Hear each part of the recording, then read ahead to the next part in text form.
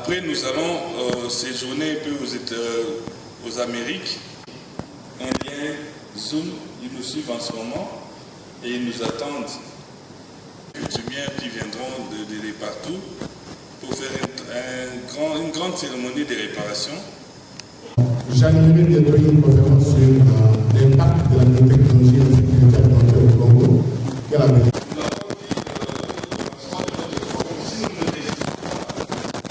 À Miami, du 31 octobre au 4 mai. Son Excellence, Monsieur l'ambassadeur de la Suisse en RDC, il a voulu être ici, mais il est en mission à Genève et puis à Berne. Nous avons échangé avec les présidents de la Chambre de commerce suisse. Ils nous suivent de près, eux aussi, ils ont reçu des liens, ils nous suivent de là où ils sont. La Suisse va nous recevoir du 10 au 13 novembre. Et puis du 24 au 26 novembre, nous serons à Istanbul, en Turquie. Par la suite, nous revenons ici pour la foire agro-industrielle à Kilbé. Nous serons à Kinshasa où le secrétariat général de la décentralisation va organiser un forum national sur le processus du découpage territorial en RDC. Ça sera du 9 au 11 décembre ici à Kinshasa. Et puis nous allons continuer cette année par un festival CIAC à Paris du 11 au 18 décembre. Ça, c'est le calendrier de cette année. Ceux qui veulent en savoir un peu plus peuvent nous contacter.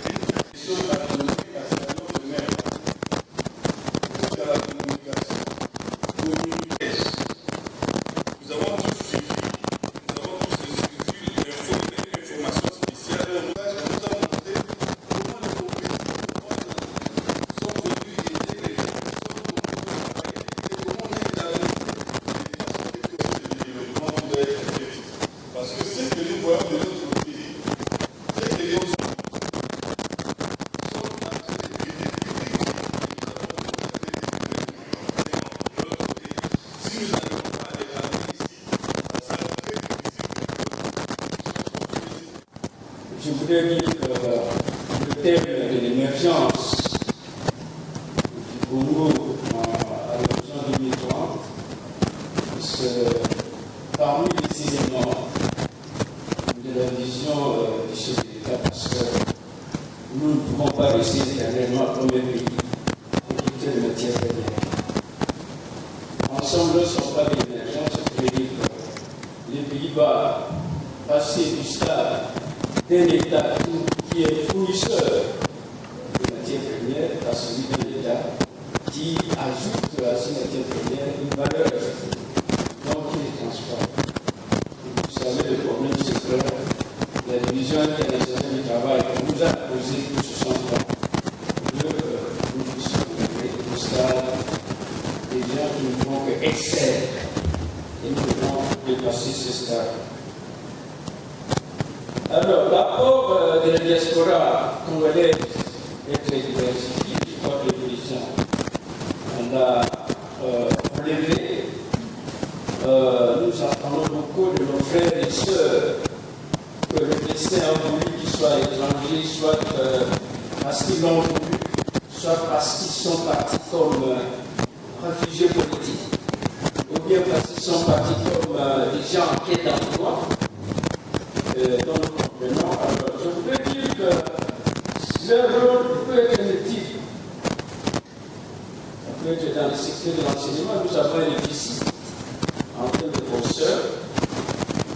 Ça peut être dans le domaine de l'expertise diverse, parce que jusque-là, nous faisons utiliser les experts étrangers, généralement lorsqu'ils viennent.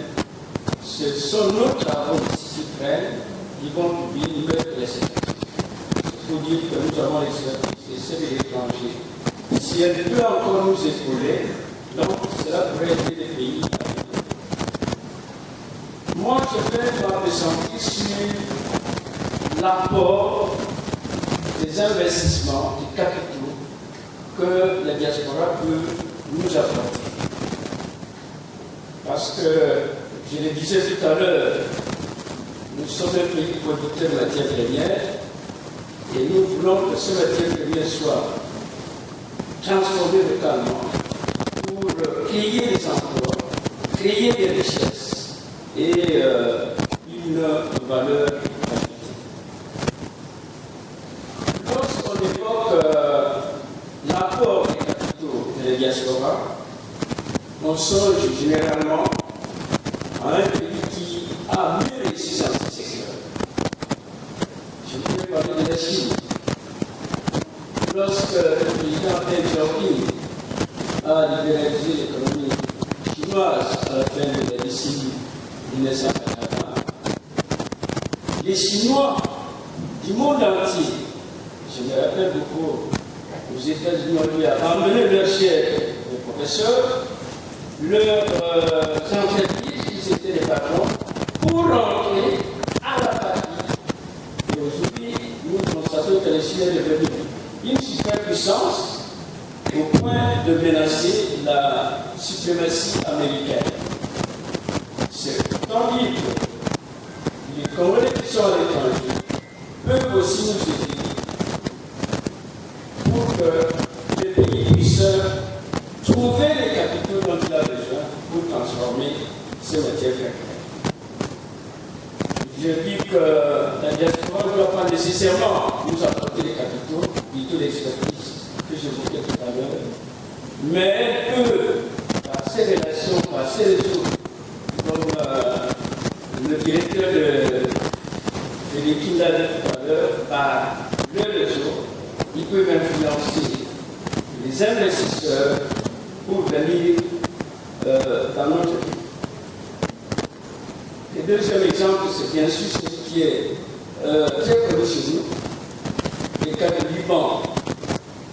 Le Liban a traversé une crise des années 80 jusqu'aux années 2000 et la diaspora libanaise a supplié aux membres des capitaux, ce qui a permis au pays de tenir et de maintenant soit plus satisfait.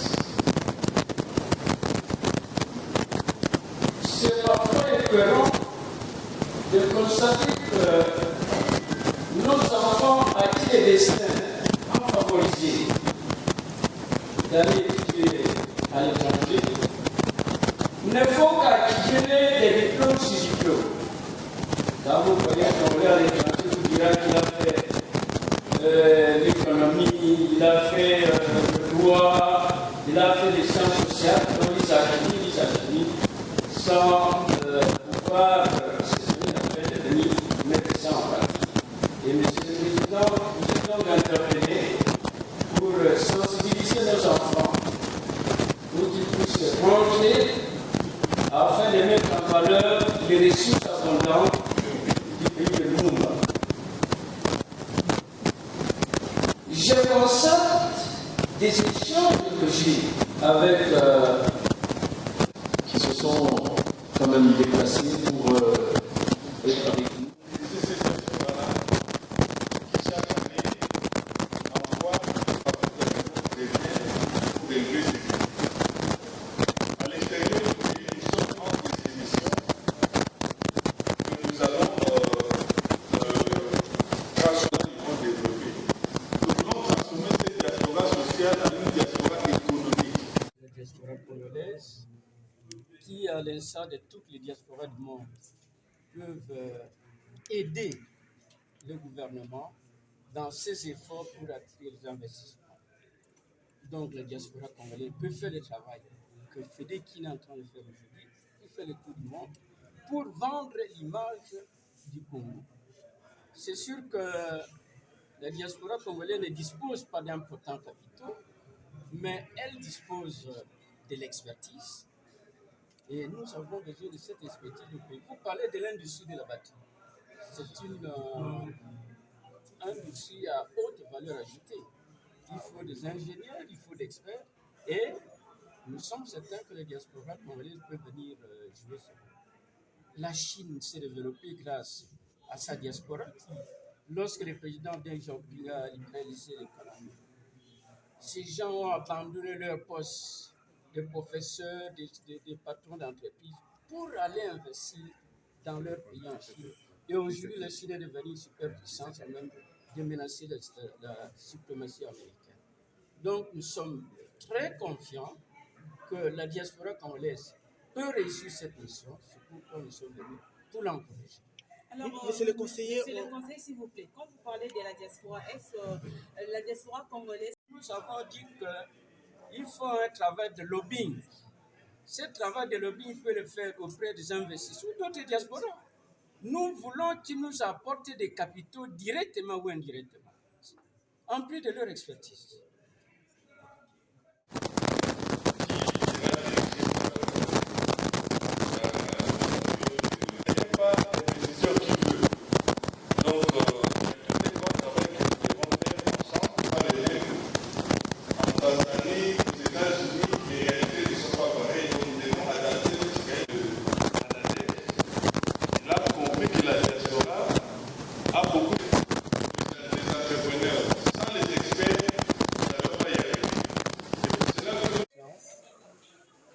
Aux États-Unis et au Congo, je suis conférencier international. Ces activités sont très importantes pour le Congo.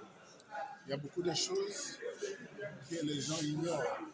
Il y a beaucoup de choses que nous devons découvrir à travers les événements. Vous avez eu le jeune docteur qui a parlé.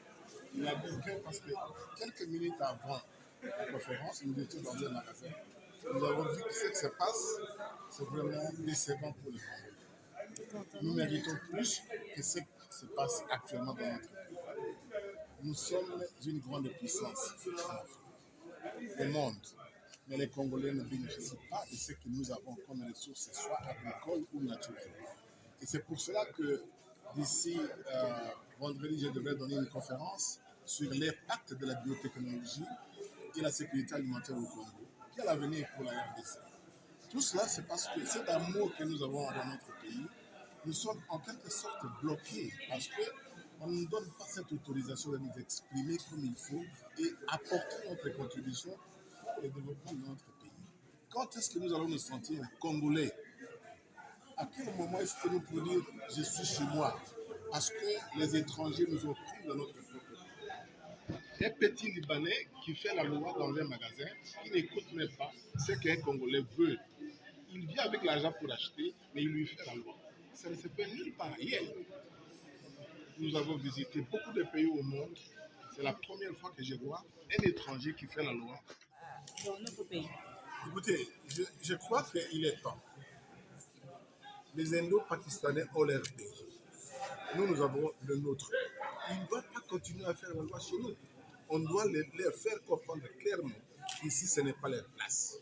Ils ne doivent pas occuper des postes de responsabilité au Congo, tandis que les Congolais sont mieux placés, plus qualifiés qu'eux. Mais c'est parce qu'ils viennent avec des petites sommes pour investir, ils deviennent des rois ici. Ce n'est pas le cas. Nous devons changer les habitudes. Et je suis content quand le président dit changement de mentalité. Nous devons travailler avec les décideurs. Nous devons être unis pour qu'il y ait une décision commune, pour que les Congolais soient à l'aise dans son pays. Où est-ce qu'on peut se sentir à l'aise? À l'étranger? Je me rappelle bien étudiant, on me dit ici ce n'est pas chez vous. On me l'a parlé face à face. Mais quand est-ce que nous allons nous sentir à l'aise dans notre propre pays? Ce n'est pas au moment où nous voulons nous réjouir que les étrangers commencent à nous opprimer dans notre propre pays. Non, nous devons dire non, et nous devons dire non et non aux étrangers qui veulent nous dominer dans notre propre pays. Ils doivent nous respecter dans notre pays.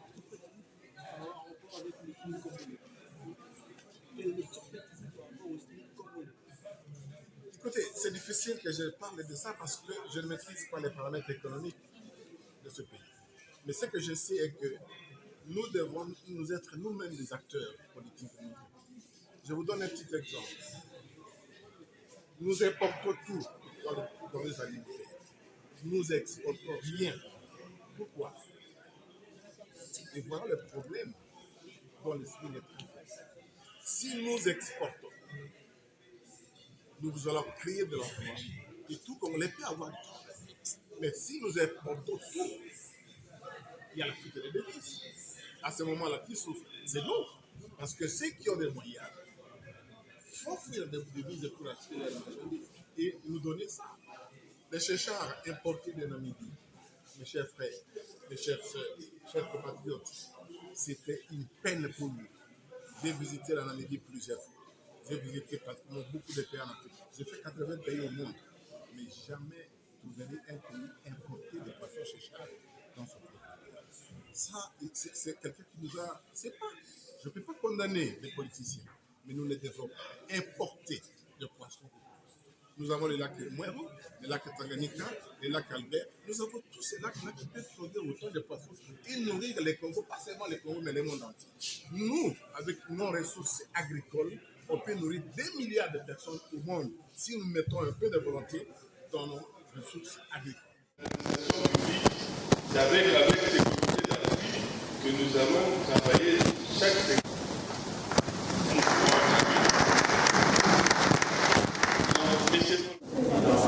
Shekina Massoudi, SCA, président du conseil d'administration de VIP University.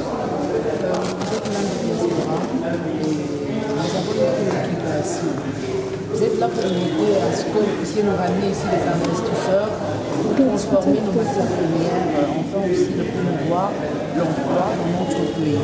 Mais nous nous posons une seule question, est-ce que vous allez lutter également sur le pourcentage pour que ça puisse être également gagnant? En fait, l'idée que nous prenons, c'est vrai, les nations ont besoin des investisseurs de venir investir dans le pays.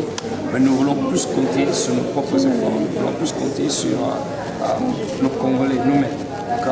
C'est quand ça commence par nous les Congolais, qui prennent le devant et qui prennent des initiatives. C'est ainsi que nous aurons un peu comme une sorte de garantie. Et cette garantie fera que nous n'aurons plus besoin de chercher les investisseurs en tant que tels, mais c'est plutôt les investisseurs qui viendront nous chercher. Alors c'est ainsi que nous voulons conscientiser tous ceux qui sont là, que le Congolais devait être capable de prendre les choses en main, prendre les devants. Ne pas toujours être à la queue, à la Chine des autres, comme si nous étions incapables. La révolution de l'intelligence que nous sommes en train de vouloir prôner, c'est de faire comprendre qu'au-delà des richesses du sous-sol que nous avons, au-delà des richesses de la faune et du flore que nous avons une intelligence intelligente. Nous avons plutôt une richesse, une intelligence. Et si nous pouvons exploiter ces intelligences-là, nous serons capables donc de nous assumer et de nous positionner sur l'échiquier mondial. Et ainsi, comme je l'ai dit, nous n'aurons plus besoin de chercher les gens, mais ce sont des nations, les autres qui viendront nous chercher. Oui, et parlons également sur le secteur agricole. Nous voulons savoir, est-ce que vous avez déjà un cahier de charge que vous avez soumis au gouvernement afin de booster aussi le secteur agricole, vous-même le diaspora? Tous les secteurs ont été couverts. Tous les secteurs ont été couverts. En tout cas, les secteurs, ce que nous avons soumis au gouvernement, il y a déjà qui sont déjà en travail, il y a déjà quelques sollicitations qui sont en train déjà d'être prises en considération et tout ça. Et alors, le secteur agricole, comme vous le dites, a déjà été est aussi couvert. Mais bon, nous croyons que par la bonne volonté, du gouvernement, conduite par le chef de l'État lui-même, les initiatives et voilà, les options seront levées autant que possible, aussi vite que possible, pour que à la prochaine réunion technique, nous allons représenter, parce que nous leur remettrons des notifications, qui équivalerait à ce ministère au même, Après, nous allons séjourner un peu aux Amériques et